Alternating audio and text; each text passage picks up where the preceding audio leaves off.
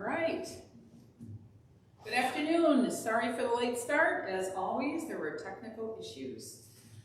Good afternoon, and welcome to the Parma, Greece United Church of Christ, where no matter who you are or where you are in life's journey, you are welcome. My name is Jessie Lou Vaccarelli. I'm a lifelong member at this church, and I want to thank you all for choosing to be here. Today, we're pleased and honored to host Moms Demand Action for Gun Sense in America. Gun safety is an important topic these days, and it's our hope that this presentation will provide good information and inspire thoughtful consideration on the subject. Before I introduce our guest today, a couple things I want to go over. The presentation should be about 30 minutes long, after which there will be time allowed for questions, so please save your questions for after the presentation. And out of respect for our guests and each other, please silence your cell phones. And without further delay, I'd like to introduce the volunteer leaders of the local Moms Demand Action chapter in New York State.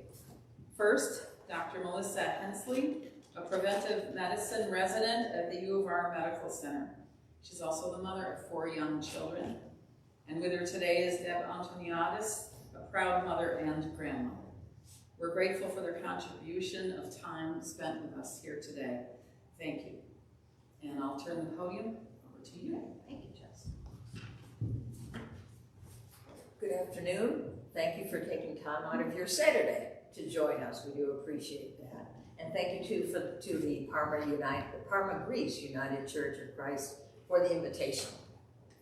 Moms Demand Action was formed as one mother's response to the Sandy Hook Elementary School shooting. 11 years later, we are a group of nearly 10 million mothers and others, including legal gun owners, volunteering in all 50 states and in Washington, D.C. We work to end gun violence and to keep our families safe. We do that by sharing information with the public at community events like farmers markets and in outreach to school groups and faith communities like this one. While we are not affiliated with any political party, we do work to elect individuals at the local, state, and federal levels who will support common sense gun laws, such as background checks on all gun sales, which over 90% of Americans support. We do this because we know that states with stronger gun laws have lower rates of gun violence. For example, New York State has the second strongest gun laws in the country and the third lowest rate of gun violence. I'd like to share just a few statistics with you that motivate our volunteers to keep going. Gun violence is the leading cause of death for our children and teens, not car accidents or drownings, as you may have guessed. More than 120 Americans die every single day, and more than 200 are wounded as a result of gun violence. This week happens to be National Gun Violence Survivors Week. It's observed at this time of year because by the first week in February, the United States has experienced more gun deaths than our peer nations do in an entire year. You can see that we have a lot more work to do. We hope that you'll join us in this fight, and you can easily do that by texting the word READY to 64433. I'm going to introduce now Dr. Melissa Hensley. She is another volunteer leader with our local group. She will share more detailed information with you about gun violence awareness and prevention. So thank you. Oh, yeah. Up there for the microphone. I think that's a good idea. Okay, can you maybe get my slides then? We'll share. Here. Hold the pen. Here, go to the next slide. Hit enter. Yeah, or the arrow button for next. Here you go. So I'm Melissa Hensley. I'm a preventive medicine resident, so I work in public health, and I'm also a mom of 4. And gun violence and firearm-related death and injuries are really a public health crisis right now in America.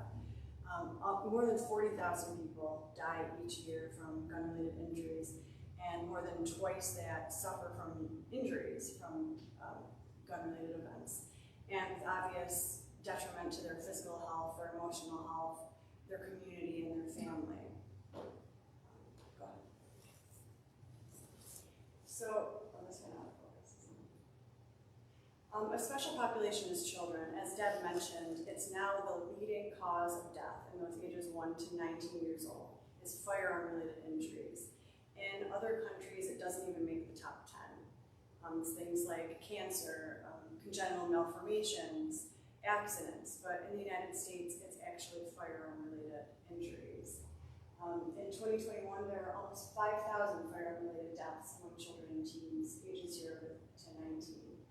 And every year, about 350 children unintentionally shoot themselves or someone else. And this, I think, is what we would call a never event. I feel like this should never happen, and we can all work to prevent it. 700 kids die by suicide involving a gun per year. In adults, the majority of gun-related deaths are suicides. Between 60 to 70% of gun-related deaths are suicides in adults. In kids, it's about 50%. The other big contributor is homicides. So in kids, it's about 50-50 suicides and homicides, and then there's also unintentional injuries. And where we do have data about what happened and how these kids either got a gun and killed themselves by suicide or had an unintentional injury and hurt themselves or someone else, it was because of a firearm which was not securely stored. And we'll go more into what that means. So we have to sort of address that we are outliers in the world. America has actually more guns than people. We have about 120 guns per 100 people in the United States. And not everyone owns a gun. A lot of people who do own firearms own more than one firearm. But so our message is really, the guns are there, they're out there, and this isn't really a political conversation, what we're trying to talk about. We know the guns are there, and what can we all do to be a little bit safer and to keep our kids safer and people who, shouldn't have guns in their hands? What can we do? But so I said we have 120 per 100 people. Other countries like Germany and France, they're in the teens, like 18 guns per 100 people. So we have a lot more guns than our race. And we have a comparatively, that's really important. Can we do anything to, the little thing above the lists there? Yeah, that little bar. But the not-letters. Well, so we have 13 times the gun-related death as comparable nations, which is sort of makes sense. It correlates to how many more guns we have than other countries. And like I said about children, our rate is so much higher than other nations. We're at 5.5 per 100,000 for kids age 1 to 19. 20% of deaths in kids 1 to 19 are related to firearms. 20%. So 2 out of every times that a child dies is because of a firearm. And other countries are nowhere close to this. So the other thing that we like to draw attention to that's really important is domestic violence. We know that when there's a firearm involved, that there's a much higher risk of death. If the perpetrator has a firearm, their victim is more than 5 times more likely to die. And it's not just that they die, but that they're sort of terrorized and threatened by having a firearm in the house. So there's been a lot of talk and attention to legislation that addresses this, which is something that we talk about a lot as well. School violence is something that we all hear about and everyone worries about, and I think that it mobilizes a lot of people just to get involved. And what can we do? And the number of incidents have gone up significantly from 2013 to 2021. There are actually 840 incidents of gunfire. And we know that the majority of the firearms that are used in these situations are from the home of the child or the home of a close relative, like a grandparent, aunt and uncle, a close friend. So even if you don't have children, if children come into your home, it's something that we need to be aware of keeping our firearms securely And the other thing is that a lot of the time, someone else knows about the person's plan.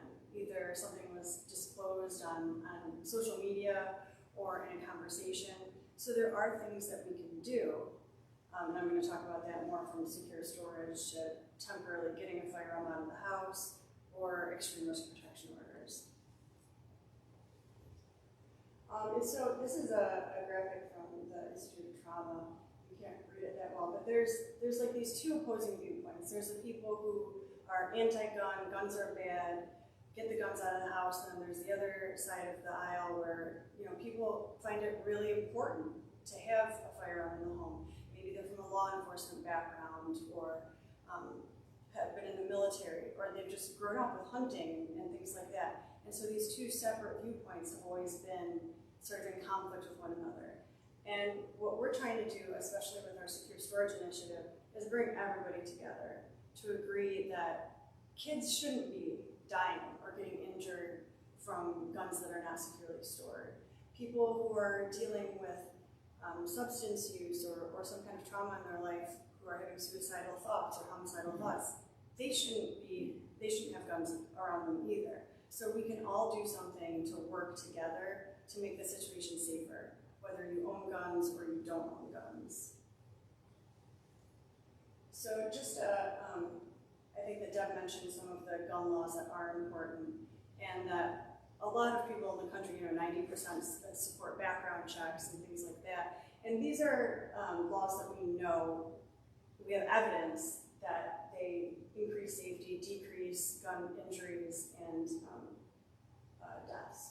So, such as child access prevention or secure storage laws, which we have in New York State, waiting periods, background checks, prohibitions associated with domestic violence, which I mentioned is a really big concern, having a permit to purchase, not having stand your ground laws, permit to carry concealed firearms, and then extreme risk protection orders like we have in New York State, which we'll talk about a little bit more. And like Deb mentioned, there is a correlation between gun law strength in states and gun violence rate. So you can see the ones here, like California, New York, have strong gun laws, and then the ones, and the red is gun violence, gun death rate, I'm sorry. And so you can see there's a correlation there. Whether it's the laws or it's just sort of the social climate or the political climate of the state, it goes hand in hand. But we do know that there is a correlation specifically with those laws that I listed. And so our Secure Storage Initiative is an acronym, Be Smart. The S is for secure, your firearm model is for model responsible behavior, A is to ask about unsecured guns, R is to recognize the role of suicide, and the T is for tell others, and sort of normalize the conversation about secure storage and trying to keep people safe.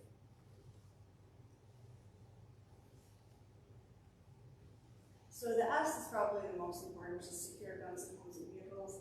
We know that at least 13 million households with children contain at least one gun. It's probably more than that because that's self-reported. And a good proportion of these, the guns are not securely stored, meaning that they're loaded and they're not locked. They might be hidden in a drawer, under a bed, in a high shelf, but they're not securely stored with the ammunition separate and locked so that other people can't access them. The other thing is that most kids in houses with firearms, they know where the firearms are. They've done studies that the parents don't think that their child would touch a firearm. And they say, no, my kid wouldn't do that, and then they found that the kids actually are.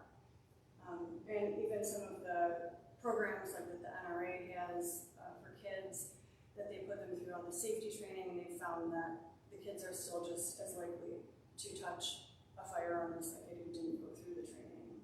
We can't trust kids to not be curious. I mean, I have 4 little kids, and like, if I try to hide some candy or something, or anything that's interesting to them, or that they think they shouldn't have, they're going to be curious about it and they're going to get their hands on it. Hiding a gun is not securing a gun. In New York State, as I mentioned, we do have secure storage laws. If anyone under the age of 18 lives in the home or someone who is otherwise prohibited possessing a firearm lives in the home, the guns need to be locked with either a trigger lock, cable lock, or in a storage device. And then also we have laws about guns in cars. And I think I have a slide after this about gun theft in cars, or later on. Gun theft, there you go. So 200,000 to 500,000 guns are stolen in the United States per year. So, people who say that there's, good guys with guns and you gotta keep them away from the bad guys. Well, locking up firearms is a great way to do that because guns are stolen every day in the United States, and about half of them are actually stolen from vehicles, which a lot of people don't know. And we know that gun homicides and assaults usually involve illegal firearms, but they started out legal, a lot of them. There's a lot of people with these ghost guns and putting them together, but most of the guns were originally owned by a legitimate firearm owner, and a lot of people stolen, especially from just cars parked in homes. We know that people break into cars or people leave their cars unlocked. So it's really important to make sure that if you have a firearm in your vehicle, that you don't leave it unattended. And just putting it in the glove box or putting it under the seat. Unfortunately, we've heard stories of kids getting a hold of firearms. A 4-year-old pulls out the gun from under the seat in the car while waiting for mom to pump gas or something. And like I said, I think that those are never events. Like that just shouldn't happen. And there's an easy way to prevent that by just locking up the gun. These are some options for gun storage.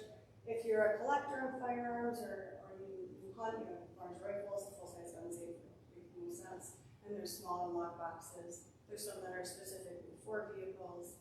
And these all range in price and how fancy they are. And some of them have devices where you can open them up with a fingerprint, kind of like your phone, allowing easier access and quicker access. Some more options, gun cases, trigger locks and cable locks. Cable locks are often given away for free. We have some that we give away. You can get them from the Sheriff's Department, or they're offered free when you purchase a firearm as well. Honestly, they're not the best option, especially if you have teenagers or older kids who could figure out how to use tools, because if you left a kid alone for long enough with a cable lock or a trigger lock, they could probably figure out how to get it off. So in those kind of cases, like when you have a kid who you know is going to be trying to access that gun, one of the bigger options, the more secure options, or just getting it out of the home until the situation is safer is best. But anything is better than nothing. So the M is for model responsible behavior. Like I said, we can't count on kids to not be curious or not get into things that they shouldn't get into. And so this also involves treating guns with respect and not having them lying around or playing with them or leaving them loaded. Making sure that children know that this is a serious tool that's used only in certain situations, and that they're never left alone with it. But just giving it the respect that it deserves and instilling that in your kids. But again, like I said, we can't trust kids to take that responsibility on their own. The A is for asking about unsecured guns in other homes. And a lot of people find this to be kind of an uncomfortable conversation. It might be seen as accusatory.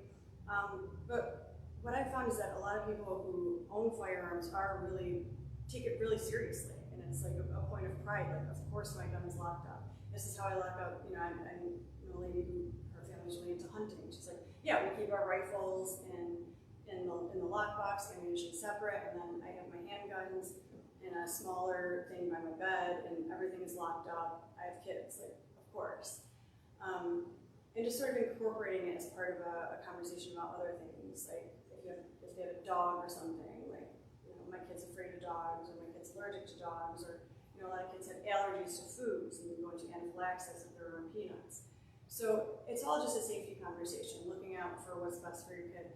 You can blame it on your kid. Be like, my kid is so curious, and like he will get into anything. Is there anything in your house that we should be worried about, like firearms or even alcohol or prescription drugs? It's really just normalizing that conversation is really important.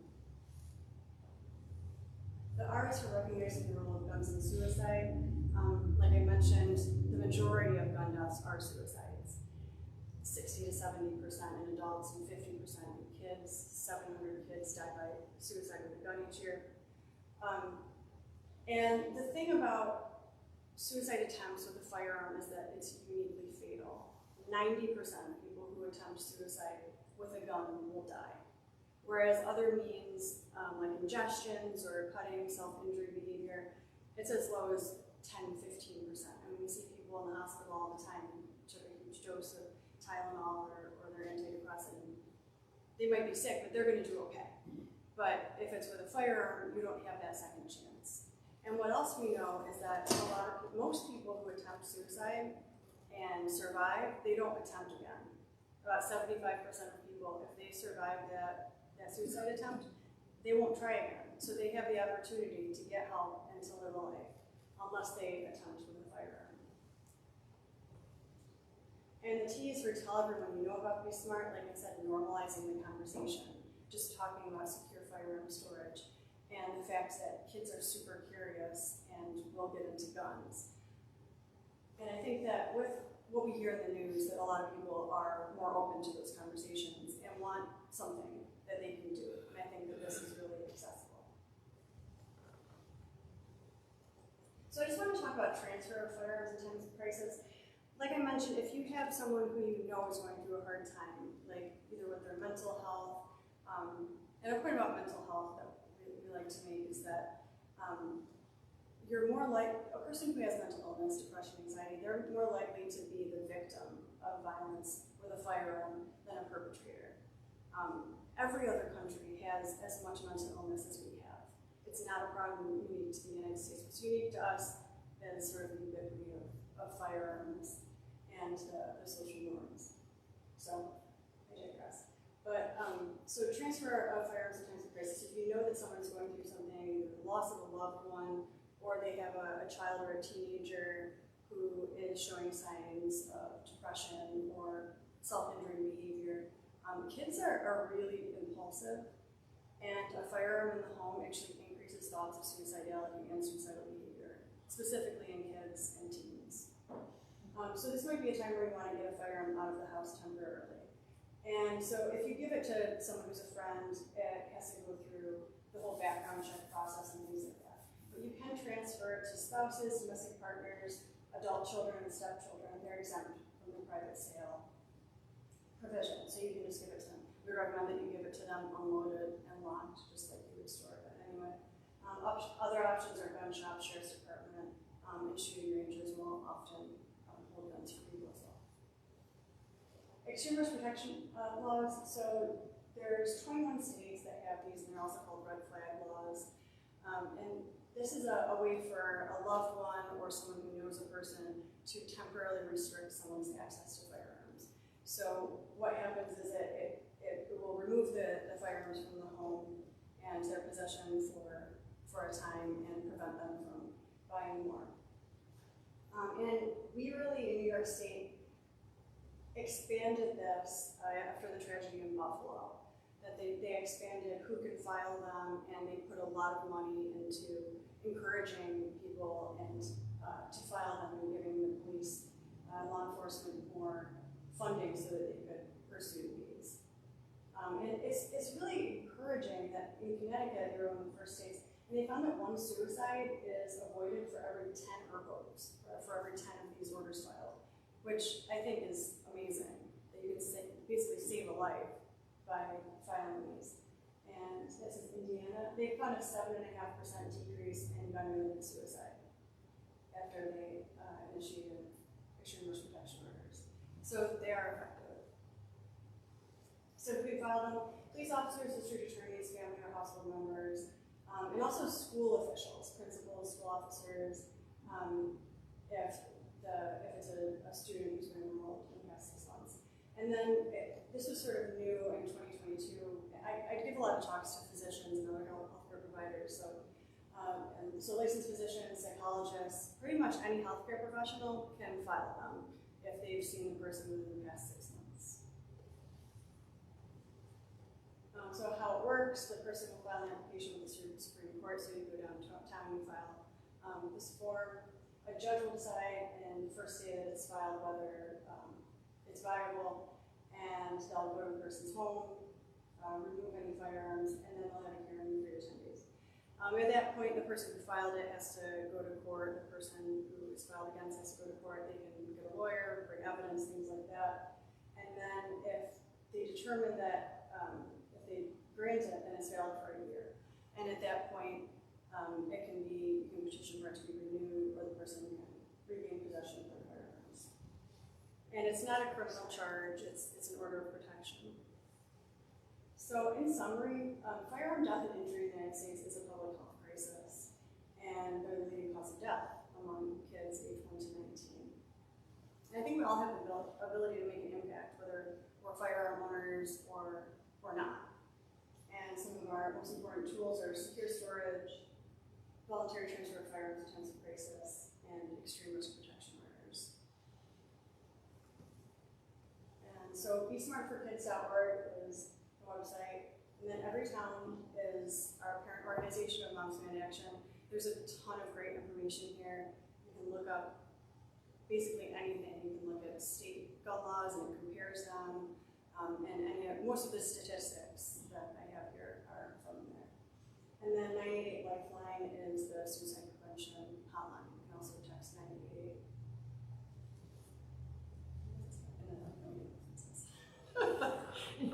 So that's it. So if there's any questions. Thank you all so much. Yes, what is the structure of the organization? You folks are volunteers. Is it primarily volunteers, or is there a hierarchy that functions with say a paycheck, or are they supported? We are the largest grassroots gun violence prevention organization in the country. No one is paid.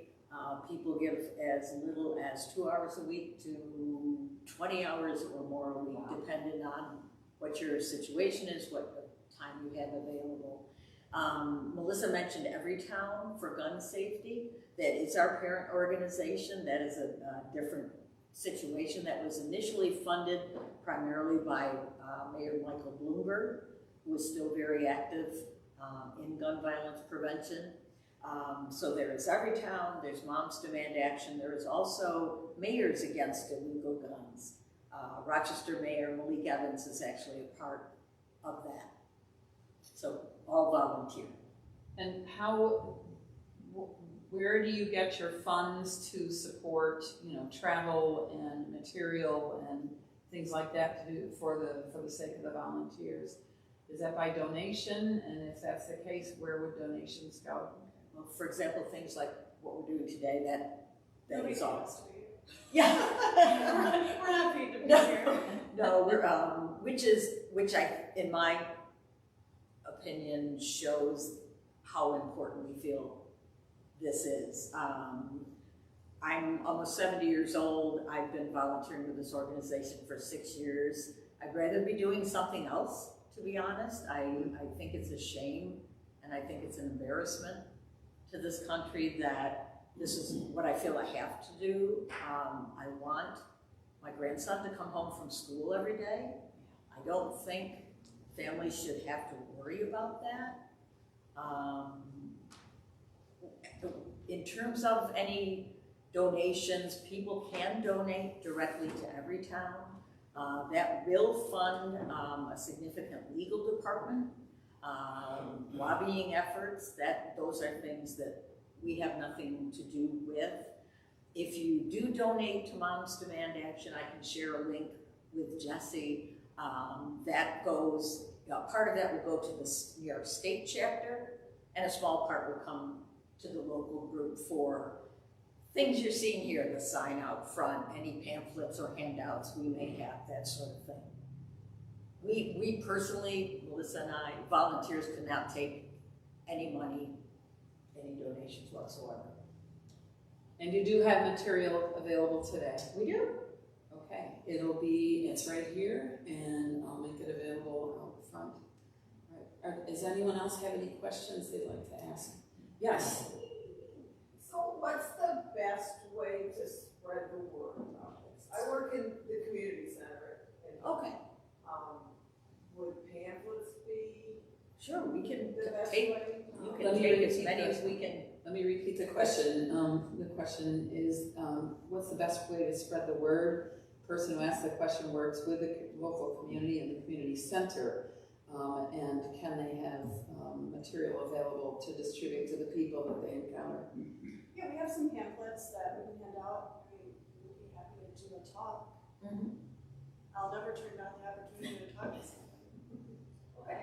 And if we never care about how many people appear for a presentation, because we will hope that you will talk to family, that you will talk to friends, and that they will do the same, because we're all in this, or at least we should be. There's a daycare at the community center, and as you got talking, I thought maybe that's something we could share with the daycares, even if they could hand out the pamphlets or let people know. The comment is that within the community center there is a daycare center, and that perhaps the families of the children would be interested in this material and this resource. Do you ever have an occasion to go to a school and speak? Hey, What we're trying to do. that's what we're hoping. Many local groups, and as I mentioned, we are in all 50 states. We try to work with PTSAs, directly with school administrators. It's very community dependent whether that message will be received or not, which is very unfortunate. As we've tried to emphasize, we are not a political group. We have no affiliation whatsoever. We just want to keep families safe, and I think there is the common ground that we work toward. I think too in the local news, where there's a parent that's being called accountable for the situation in the home, that I think the awareness has shifted from simple, keeping a gun safe or hidden to, who is the decision maker in that case. And it does make people think, I think a little harder, the fact that this is in the headlines now. Well, then you mentioned New York State law. Yeah, if you have a kid under the age of 18, that should be. And I think that just a lot of people don't really realize, that kids will find them. I don't know, it's just being hopeful. And to your point, we always say that it's not the curious child who's to blame. The blame is on the adult. We are responsible for our children's safety. Right. Any other questions? Thank you for that question. And as Melissa said, we're available. We take this show on the road. Well, before you leave, make sure you get some material.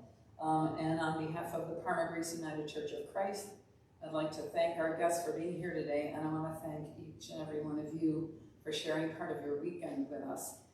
The material will be available. I will carry it out. It's up front right now.